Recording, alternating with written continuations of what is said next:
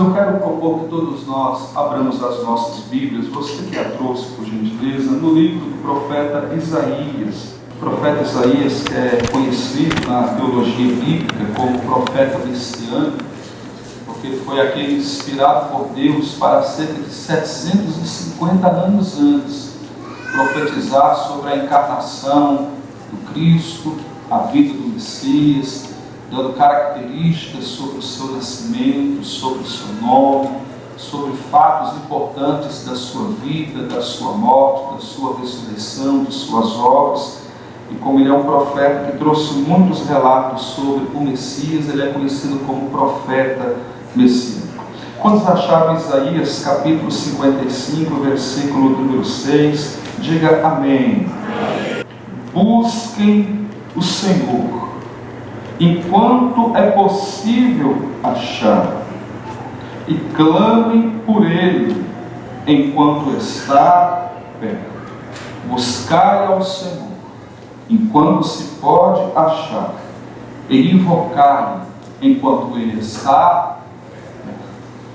Quando nós estudamos um pouco sobre a história, sobre a arqueologia, que analisa e estuda desde quando as primeiras civilizações surgiram, tanto a história quanto a arqueologia, elas são unânimes em demonstrar que nunca existiu, nunca houve em tempo algum, em época alguma, uma tribo, um povoado, uma nação, um ajuntamento de pessoas que não tivesse desenvolvido alguma noção da existência de um ser supremo, de um ser divino, de alguém dotado de algum poder ou existência sobrenatural. Nunca houve um ajuntamento de pessoas, uma comunidade, uma sociedade, um povoado, uma tribo, uma nação.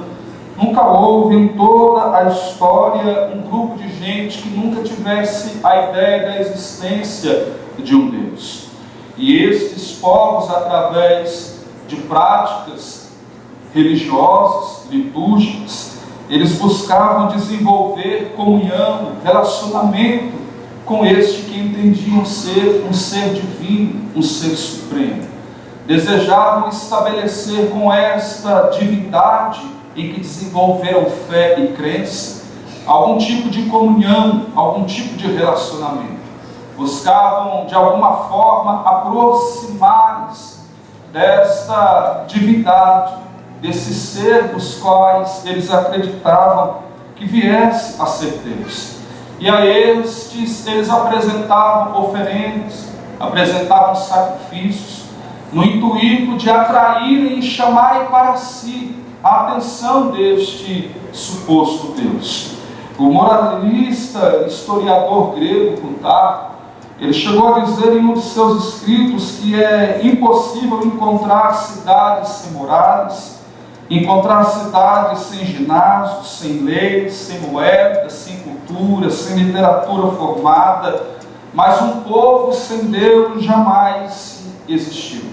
Um povo sem orações, um povo sem juramento, sem ritos religiosos, sem práticas litúrgicas de oferecimento de sacrifícios e oferendas a uma divindade, jamais existiu. Mas desde os primeiros versículos, a Bíblia Sagrada nos apresenta Deus.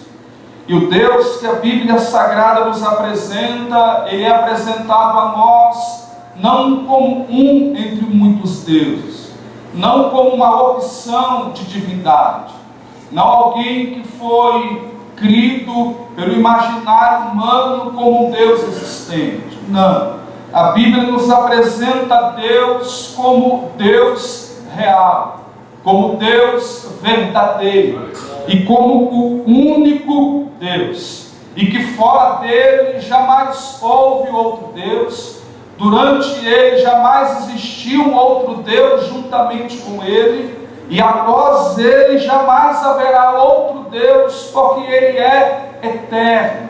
Ele não tem início, não tem meio, não tem começo, não tem fim. Ele é eterno. Ele sempre existiu.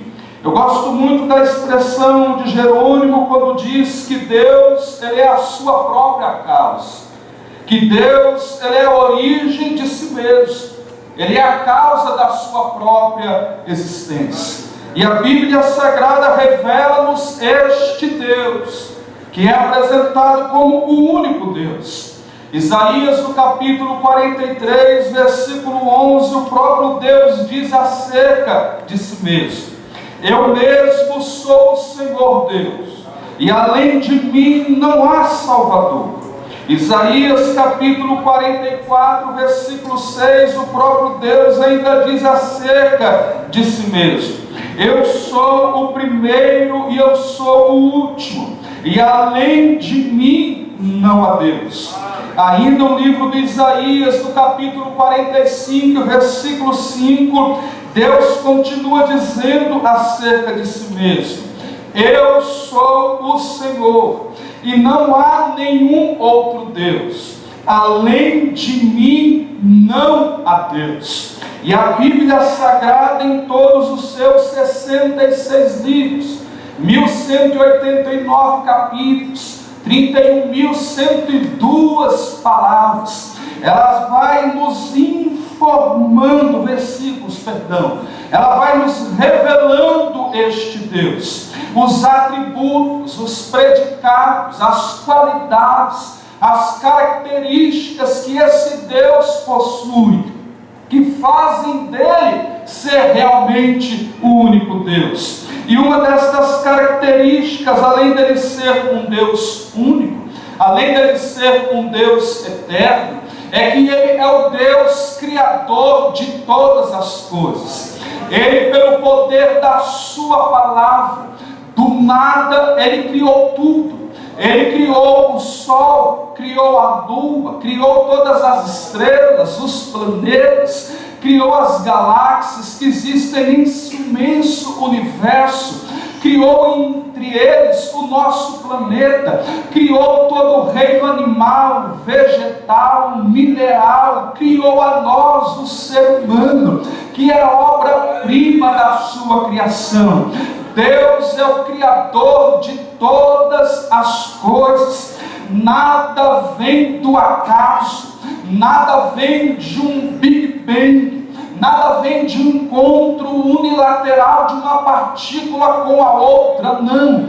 Tudo que foi criado foi idealizado, projetado, desenhado pelo próprio Deus, segundo o seu querer e segundo a sua vontade. A Bíblia revela-nos que este Deus é um Deus que ele é verdadeiro. Nele não há engano, nele não há mentira, nele não há falsidade. Ele é verdadeiro, o que ele diz é verdadeiro, o que ele promete é verdadeiro, tudo que ele anuncia que vai acontecer e que ele vai fazer é verdadeiro. Ele é digno de toda confiança e de toda credibilidade, porque ele não mente, ele não engana, ele não tem falsidade, ele é plenamente verdadeiro.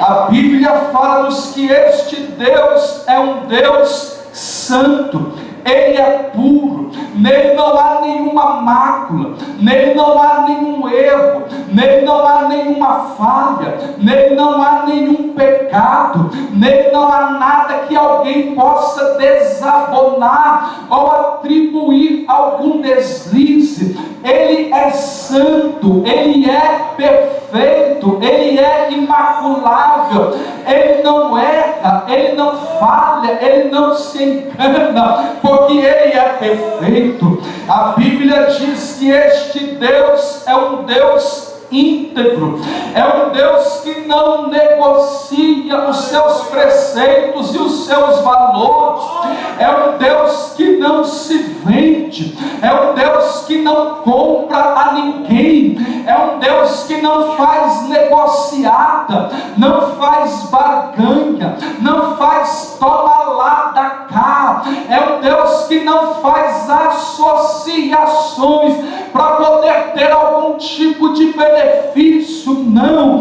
Ele é um Deus íntegro, íntegro, Ele é um Deus justo, Ele é um Deus incorruptível. Bendito seja o seu nome. Este Deus a Bíblia apresenta como um Deus todo-poderoso. Não é apenas um Deus poderoso, Ele é o Deus todo-poderoso. É o Deus que tem todo o poder, é o Deus que tem toda a autoridade. Tudo que Ele quiser fazer, Ele faz.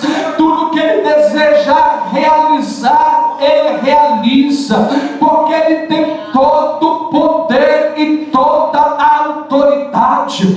Ele é capaz de intervir naquilo que quiser, para fazer aquilo que Ele desejar que seja feito, sem que lhe seja necessário pedir conselho, autorização ou permissão a quem quer que seja.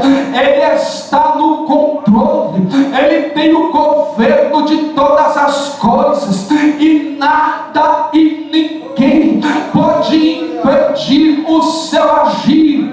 Nada e ninguém pode impedir que Ele realize e que Ele cumpra aquilo que é a sua vontade. Nada para Ele é difícil, nada para Ele é complicado, nada para Ele é impossível. Ele é o Senhor, soberano sobre tudo e sobre todos. Tudo está à mercê do querer dEle, tudo está à mercê da vontade dEle, e no tempo certo Ele vai fazer tudo aquilo que está designado por Ele para que possa acontecer.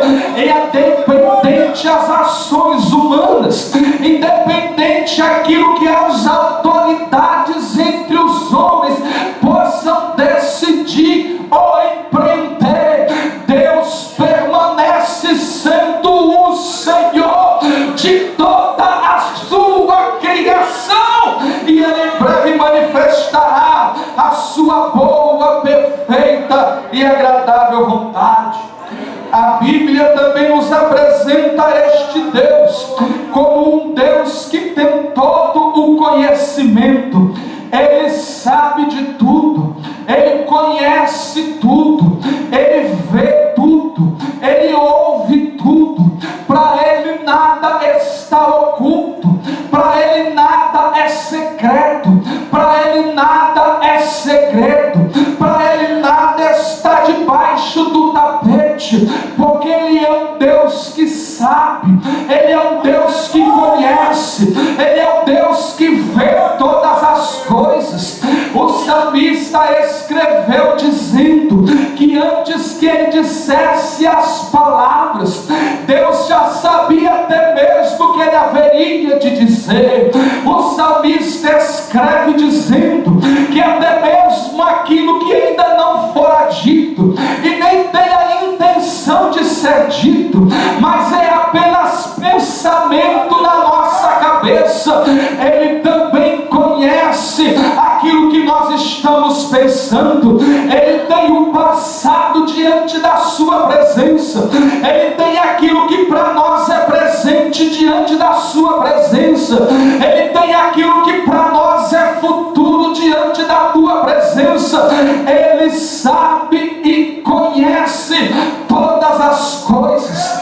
A Bíblia apresenta este Deus também como um Deus onipresente. Ele não é alguém limitado ao espaço e ao tempo, Ele está além do tempo e além do espaço. Ele é um Deus atemporal. Ele está aqui conosco esta noite no Jardim Edite, mas Ele também está lá do outro lado do oceano, está lá no Japão, está lá na América do Norte, está lá na Oceania, está lá na Europa, está lá na África. Ele manifesta a sua presença de forma simultânea aonde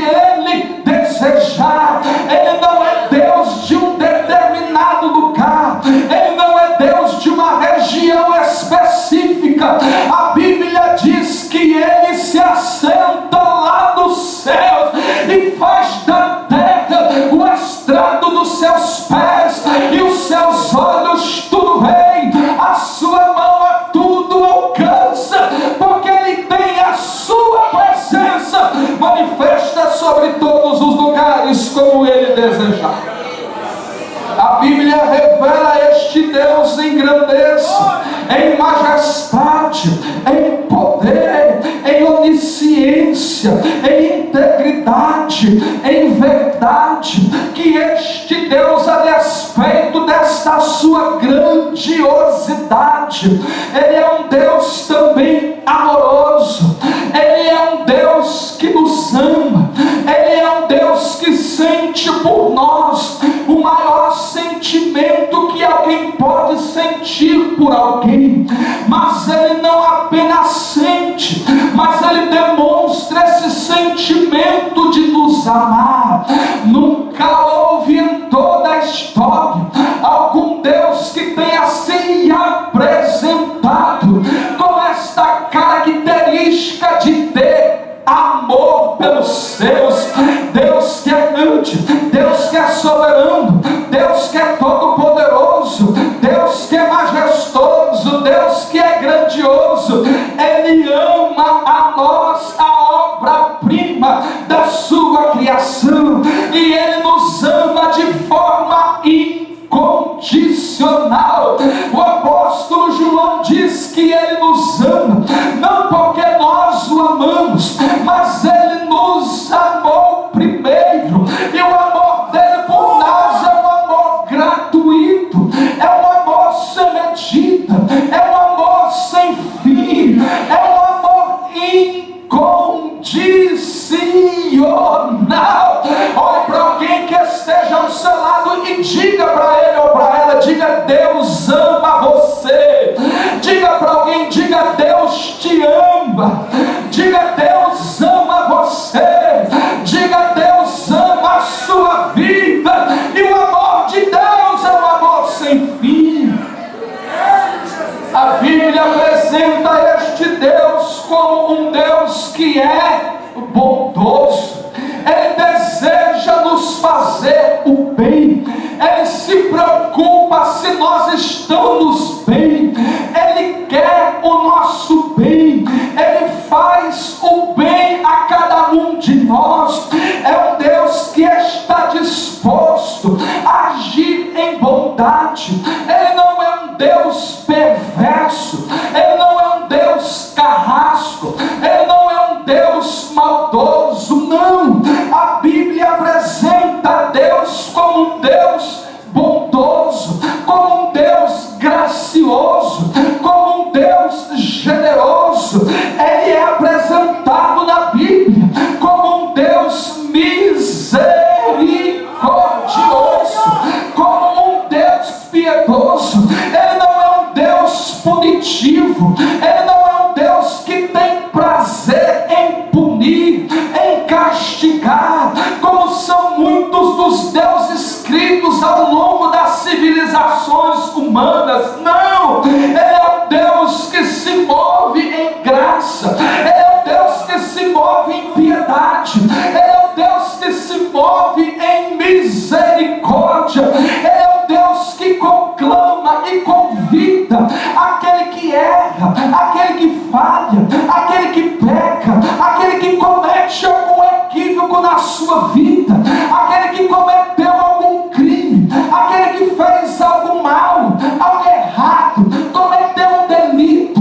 Deus conclama a todos que estes se arrependam dos seus erros, das suas falhas, dos seus pecados, dos seus crimes, dos seus deslizes, porque Ele está disposto a perdoar, como já foi dito aqui por um dos irmãos que tiveram a sua oportunidade e foi muito feliz em sua fala, que Deus é um Deus longânimo, que Deus é um Deus misericordioso, que deseja que todos estejam diante da sua presença. A Bíblia também apresenta-nos Deus como um Deus que é fiel. Ele não é um Deus que frustra, Ele não é um Deus que desce decepciona, Ele não é um Deus que trai a confiança de ninguém. É um Deus em quem nós podemos crer, podemos confiar, podemos acreditar, podemos firmar com Ele uma aliança, e Ele não vai quebrar a aliança, Ele não vai nos trair, Ele não vai nos decepcionar, Ele não vai nos frustrar, Ele não vai nos abandonar, Ele não vai nos deixar só, custe o que custar, aconteça o que acontecer, venha o que vier, Deus estará sempre pronto e presente para ser conosco, para estar conosco, manifestando sobre nós a sua graça e a sua bondade.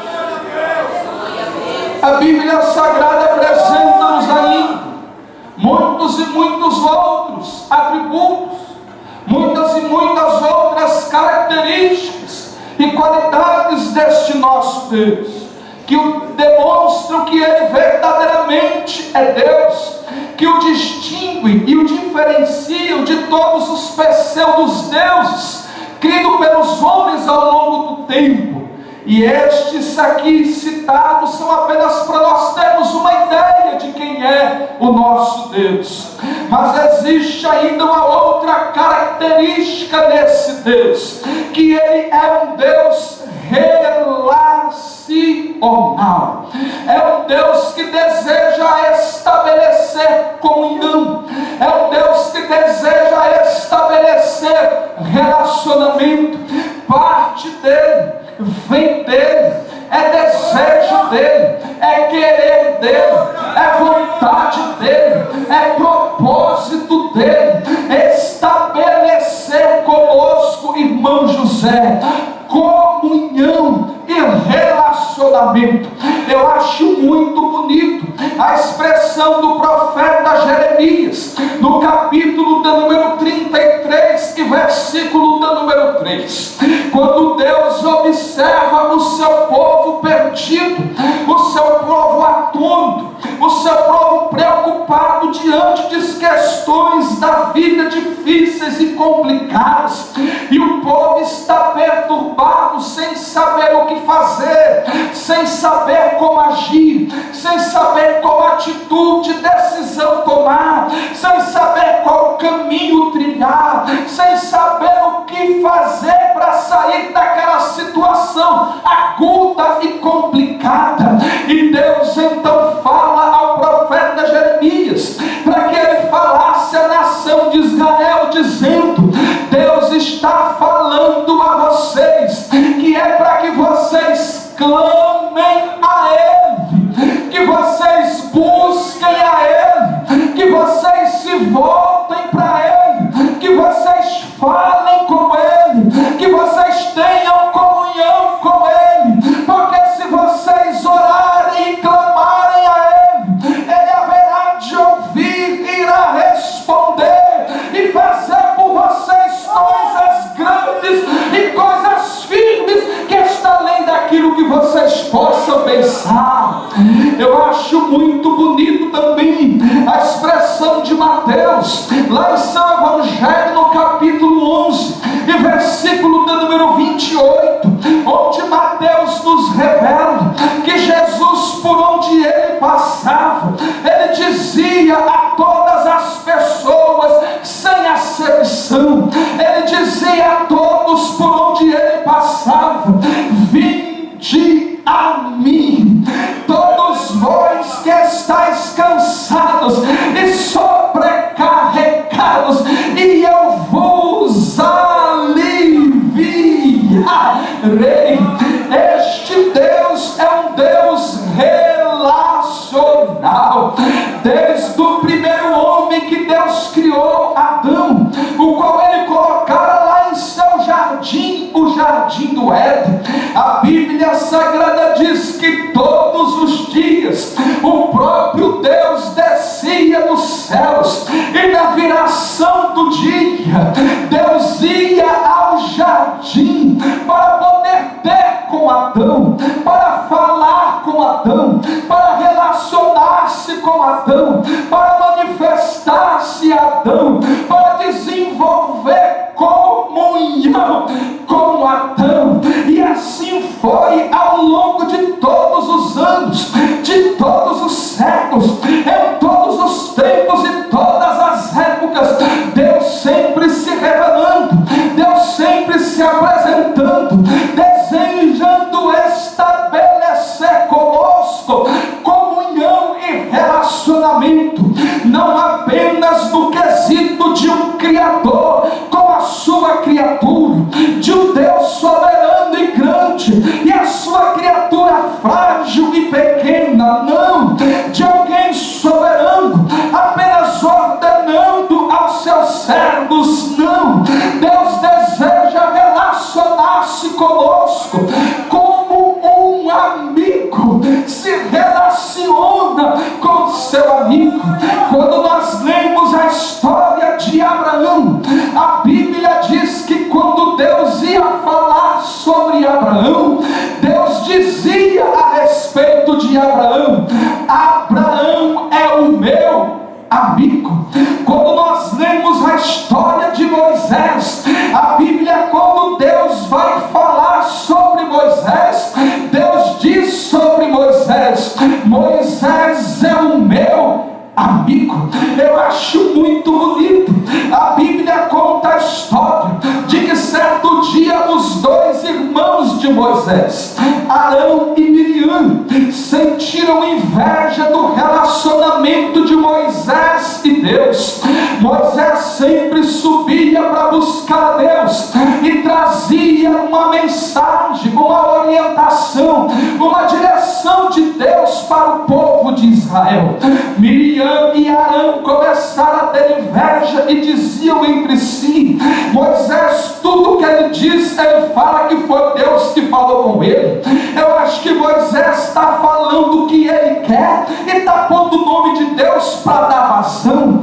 E eles, nesse sentimento de descrer desta comunhão de Moisés com Deus, falaram contra Moisés. E Deus ouviu Arão e Miriam falando contra Moisés. E Deus então foi falar com Arão e com Moisés, dizendo para eles: vocês estão falando contra Moisés, eu falo com ele face a face, como um amigo conversa com o seu amigo. Eu falo com Moisés. Quantos aqui querem falar com Deus? Quantos aqui querem Deus falando contigo? Quantos querem ser íntimos de Deus? Deus é um Deus relacionado. Deus deseja ter relacionamento conosco. Deus deseja que nós tenhamos relacionamento com Ele. Deus deseja ter comunhão conosco. Deus deseja que nós tenhamos comunhão com Ele. Deus deseja manifestar-se em nossa vida. E Deus espera que nós busquemos a Ele. Deus deseja estar conosco num relacionamento. E o profeta Isaías, no capítulo 55, e o versículo do número 6, ele é inspirado por Deus para falar à nação de Israel, mas não apenas a nação de Israel de forma exclusiva.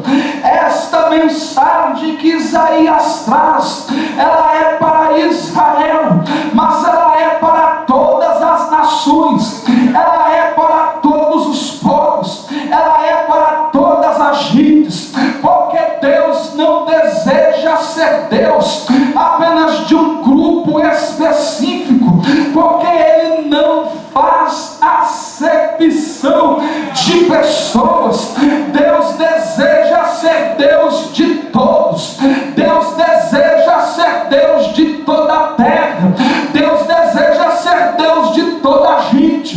Deus deseja ser Deus de todas as pessoas.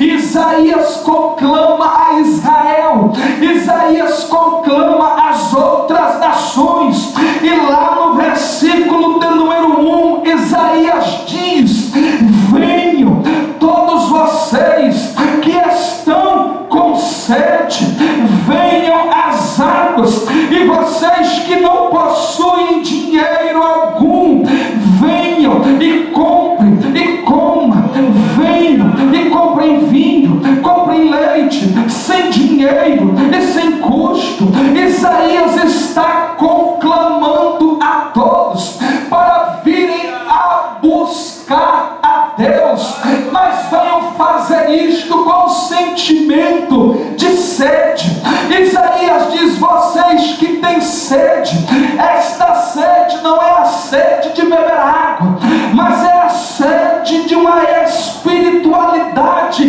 preenchida, de um vazio no âmago da alma preenchido. E eles dizem: vocês que têm sede, venham.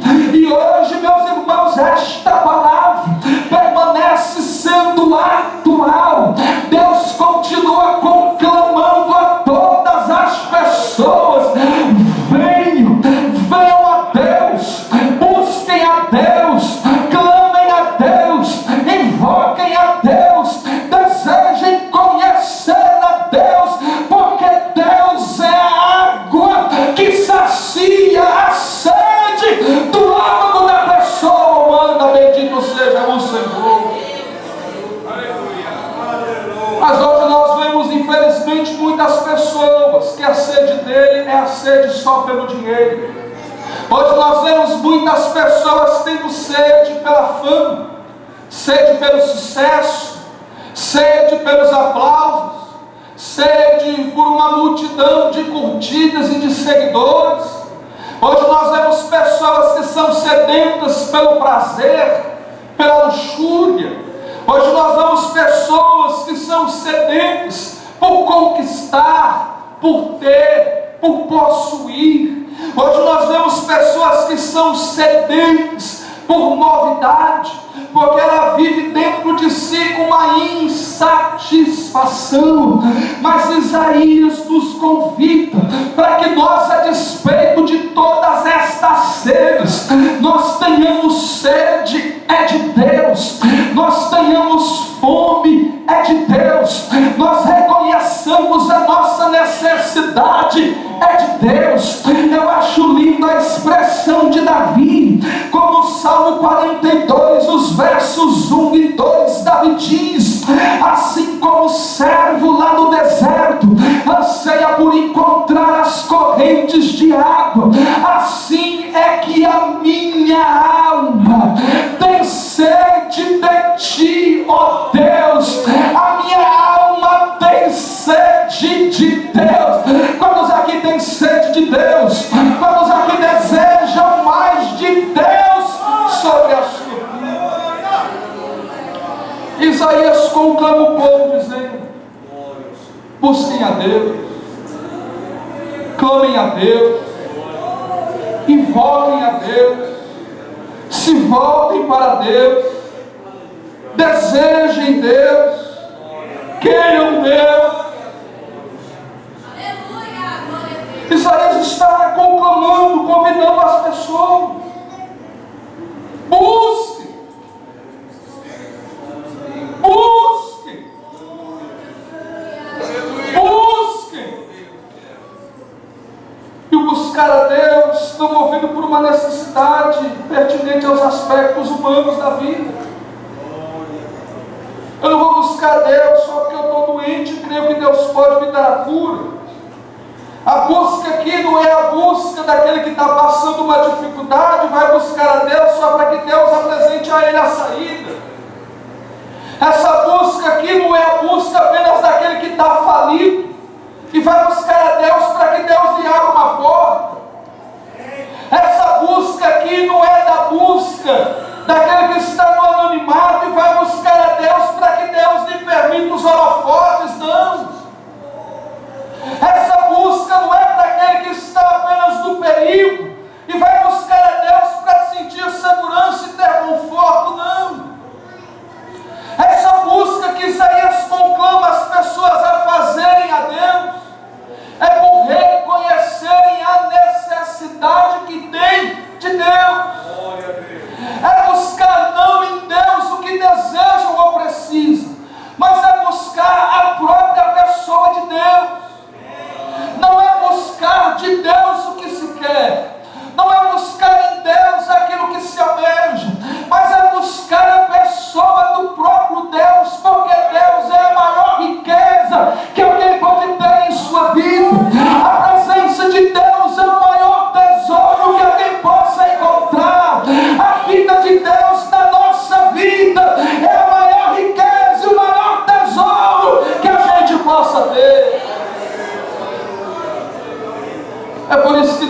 no Salmo 51, no verso 10, ele escreve a sua declaração de amor a Deus, dizendo: Senhor, eu só te peço algo na minha vida. Se o Senhor quiser tirar-me da posição de rei, quiser tirar meu trono, pode tirar. Se o Senhor quiser tirar a minha coroa de governante sobre todo Israel, pode tirar. Se o Senhor quiser tirar todas as minhas posses, pode tirar. Se o Senhor quiser que eu volte a cuidar lá das ovelhas malhadas, lá no pasto, sozinho, não tem problema, só te peço uma coisa: não retires de mim o teu espírito, e nem me lances fora da tua.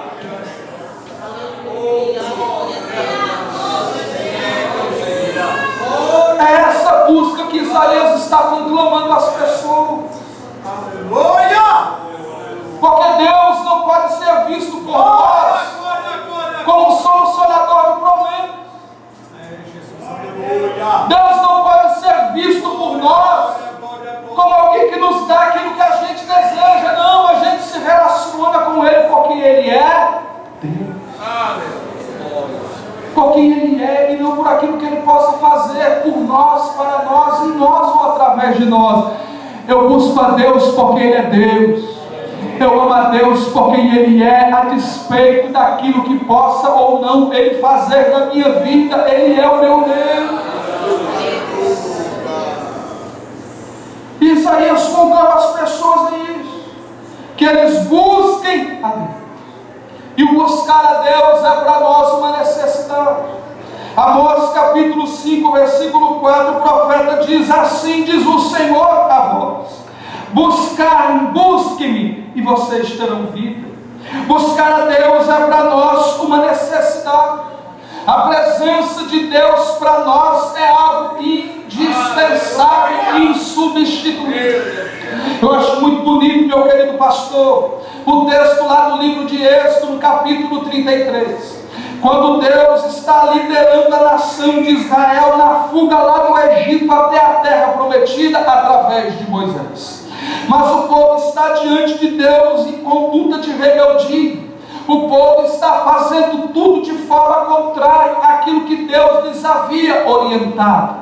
O povo peregrinando pelo deserto está construindo, criando, inventando seus próprios deuses.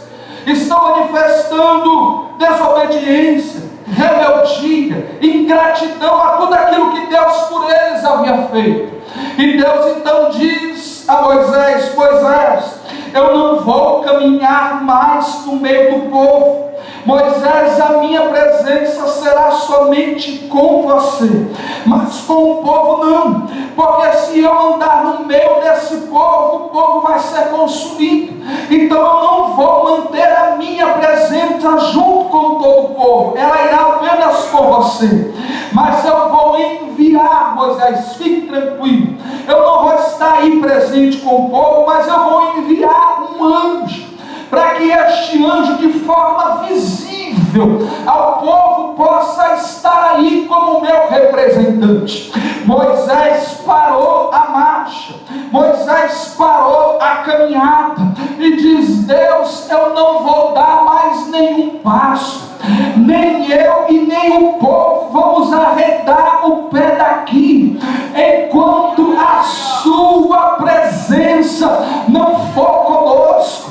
É como se Moisés dissesse: nada contra o anjo, se o anjo quiser ficar, ele fique e é bem-vindo, mas tem uma coisa, Deus, eu não abro mão da tua presença. Quantos aqui não abrem mão da presença? Quantos aqui não abrem mão da presença? Quantos aqui não abrem mão da presença? E nós precisamos buscar a Deus. O texto de Mateus, no capítulo 6, versículo 33, Jesus diz ao seu colegiado apostólico e aos discípulos que o seguiam: busquem em primeiro lugar o reino de Deus. Olha para o teu irmão e diga: meu irmão, é tempo de buscar ao Senhor. Diga para alguém, diga: é tempo de buscar ao Senhor. Precisamos trabalhar, precisamos estudar, Precisamos ser responsáveis com os nossos compromissos e as responsabilidades que estão sobre nossas mãos. Precisamos ser zelosos no casamento. Precisamos ser zelosos com nossos filhos. Precisamos ser presentes com as nossas amizades. Mas compromisso algum, responsabilidade alguma, a fazer algum, pode roubar o nosso tempo com Deus. Precisamos buscar a Deus. Precisamos buscar a Deus. Precisamos buscar a Deus hoje mais do que nunca. Buscar a Deus traz a nós uma satisfação. Quando buscamos a Deus, o nosso coração se satisfaz. Quando buscamos a Deus, a nossa alma se satisfaz. O Salmo de número 84, verso 10, o salmista diz: melhor é um dia na tua presença, nos teus atos, na tua casa, do que 1000 outros dias em qualquer outro lugar. O Salmo 73, o verso 28, o salmista diz: mas para mim bom é estar perto de Deus. Fiz do soberano Senhor o meu refúgio e proclamarei todos os seus feitos. O Salmo 84 e o verso 4, o salmista diz: como são felizes aqueles que habitam na tua presença e louvam-te sem cessar. O Salmo 84 e o verso 1, o salmista diz: como é agradável o lugar da tua habitação, ó Senhor dos exércitos.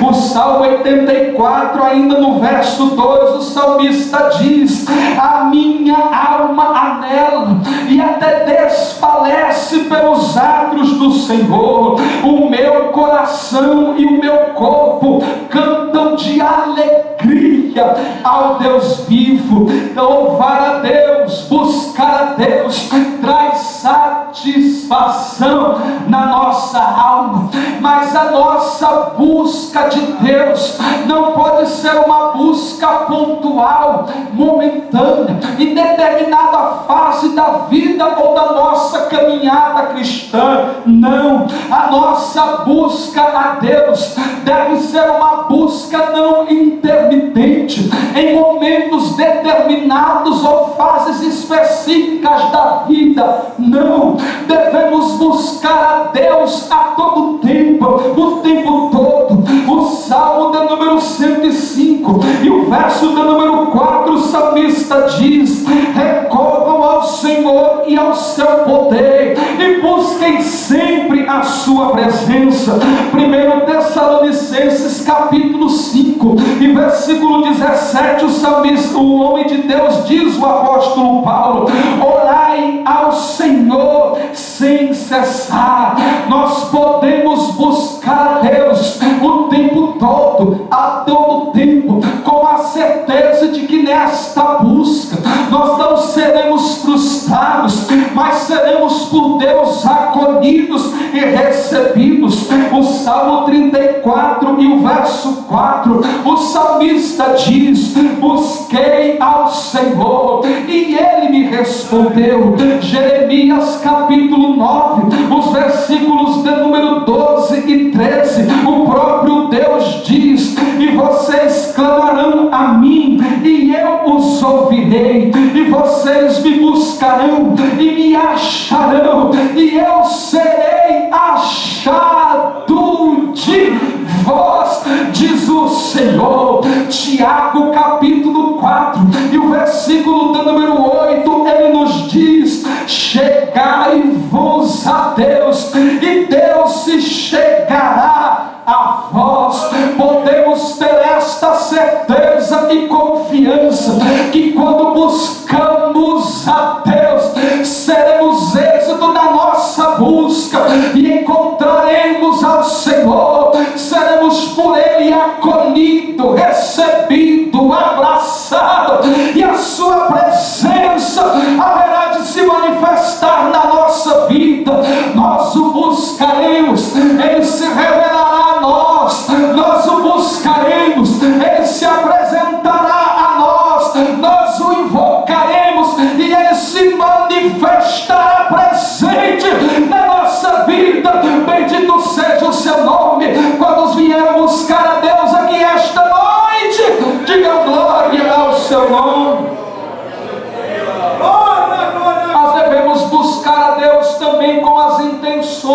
sentimentos adequados. O Salmo de número 34 e o verso 18, o salmista diz: o Senhor está perto daqueles que têm um coração e o seu espírito abatido. O Salmo 145, o verso 18, o salmista diz: o Senhor está perto de todos aqueles que o invocam, de todos aqueles que o buscam com sinceridade. O Salmo de número 42 e o verso de número 2, o salmista diz: a minha alma tem sede do Deus vivo, e a minha alma anseia por ti, ó Deus. Deuteronômio capítulo 4, versículo 29, está escrito: e procurarão o Senhor, o seu Deus, e o acharão, se o procurarem de todo o vosso coração e de toda a sua alma. Hebreus capítulo 11 e o versículo do número 6 diz que nós devemos buscar, procurar, clamar ao Senhor, movidos com sentimento de fé, porque sem fé é impossível agradar a Deus, e é necessário que aquele que se aproxima de Deus creia que Deus existe e que recompensa aqueles que o buscam. Hebreus capítulo 10 e versículo do número 22 nos diz: aproximemo-nos de Deus com um coração sincero e com plena convicção de fé, tendo os corações aspergidos para nos purificar de uma consciência culpada, e tendo os nossos corpos lavados com a água pura. Devemos buscar a Deus com fé, devemos buscar a Deus de toda a nossa alma, e devemos buscar a Deus de todo o nosso coração. Jeremias capítulo 29 e versículo do número 12: buscar-me-eis e me achareis, quando me buscardes de todo o vosso coração, e serei achado de vós, diz o Senhor. Bendito seja o seu nome. Isaías está conclamando o povo: busquem ao Senhor. Os nossos irmãos escolheram como tema: perto quero estar. Quantos querem estar perto de Deus? O que é que eu faço para estar perto de Deus? Busque a Deus. O que é que eu faço para estar juntinho com Deus? Busque a Deus. O que é que eu faço para viver juntinho com Deus? Busque a Deus. Clame a Deus. Se envolva com Deus. Se mistura com Deus. Como nós nos aproximamos de Deus? Através da oração. Quando nós estamos desenvolvendo uma vida de oração, um hábito de oração, temos na oração a nossa vida. Na oração nós nos aproximamos de Deus. Quando é que eu me aproximo de Deus?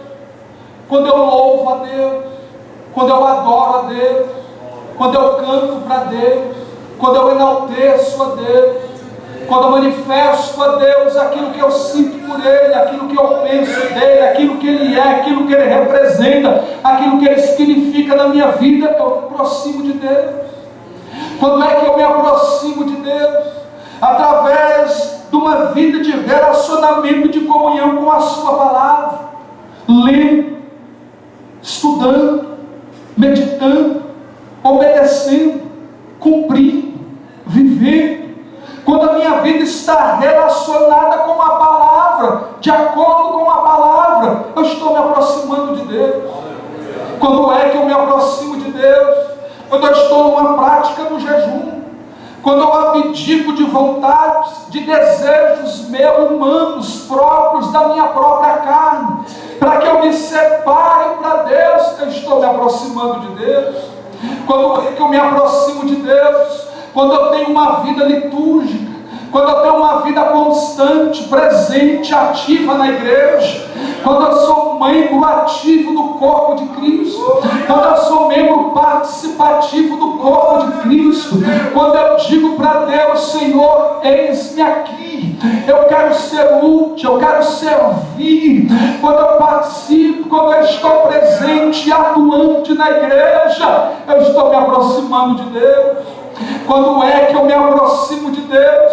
É quando eu reflito na sociedade que participo os valores e preceitos que dizem respeito a Deus. Quando eu manifesto aos outros o caráter de Deus, a dignidade de Deus, os valores de Deus. Quando eu me permito ser neste mundo de trevas uma luz que resplandece ao mundo a glória de Deus, eu estou me aproximando de Deus.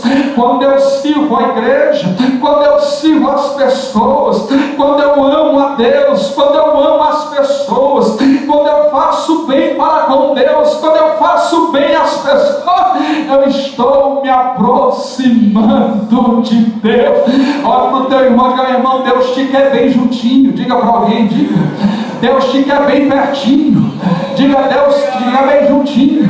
Quem quer ficar juntinho de Deus, quem quer ficar pertinho de Deus, vai pelo caminho da oração, vai pelo caminho do louvor, da adoração, do serviço, da palavra, da igreja, do ser útil, de servir, de fazer a obra, de viver uma vida dedicada e reservada e separada para Deus.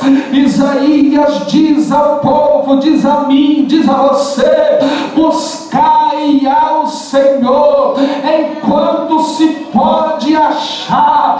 A orquestra filarmônica, sinfonia celeste está dizendo a mim, está dizendo a você que nós devemos estar perto de Deus.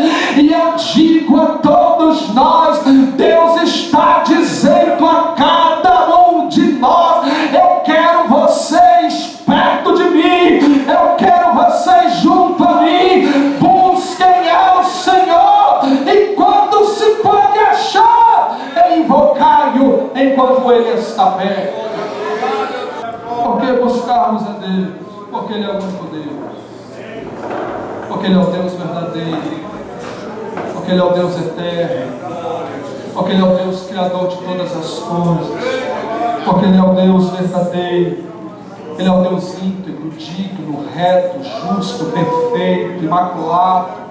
É um Deus santo, é um Deus todo-poderoso, é um Deus que tem todo conhecimento, é um Deus onipresente, é um Deus amoroso, piedoso, gracioso, misericordioso, longânimo. Devemos buscar a Deus porque Ele é um Deus fiel, e devemos buscar a Deus porque Ele nos ama. E Ele provou a nós o seu amor. Em João capítulo 3, versículo 16, textual da Bíblia Sagrada, diz que Deus provou o seu amor por nós. Quando Ele ofertou, quando Ele deu a Jesus para morrer no meu e morrer no seu lugar, para que no sacrifício que Cristo foi no altar como Cordeiro de Deus, o seu sangue seja a propiciação pelo meu e pelos seus pecados, e nós tenhamos nele a remissão de toda a nossa culpa, porque Ele é o nosso Redentor.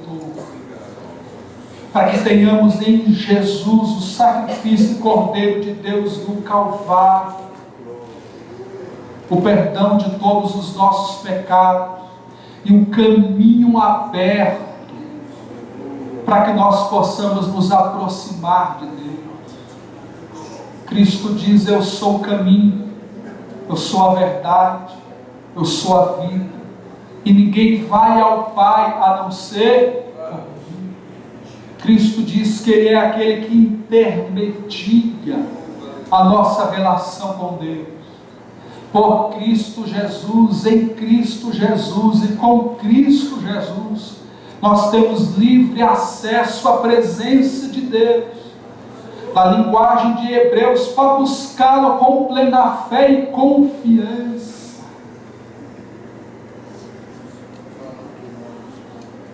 E em Cristo nós temos a certeza de que se nós buscarmos a Deus, nós estaremos diante da sua presença, não representativa, mas plena, latente, literal, plena, total, completa.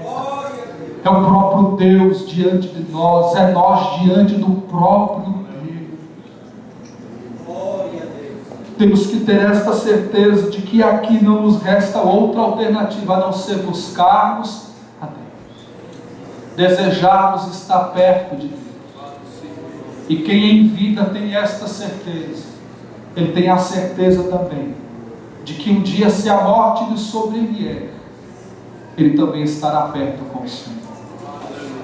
Eu acho muito bonito, meu querido irmão presbítero Tiago, o apóstolo Paulo, quando escreve aos irmãos lá em Filipe, a carta aos Filipenses, no capítulo 1, Paulo tinha esta certeza de que ele estava com Deus, perto de Deus na vida, mas estaria ainda mais perto de Deus se a morte lhe viesse. E Paulo até desejava morrer para estar ainda mais perto do que já estava em vida. Ele dizia: porque eu sei que para mim o viver é bom, mas para mim o morrer é melhor ainda, é lucro, é ganho. Porque Paulo tinha certeza, se estava perto de Deus em vida, estarei ainda mais perto na sua. Quantos querem estar perto do Senhor?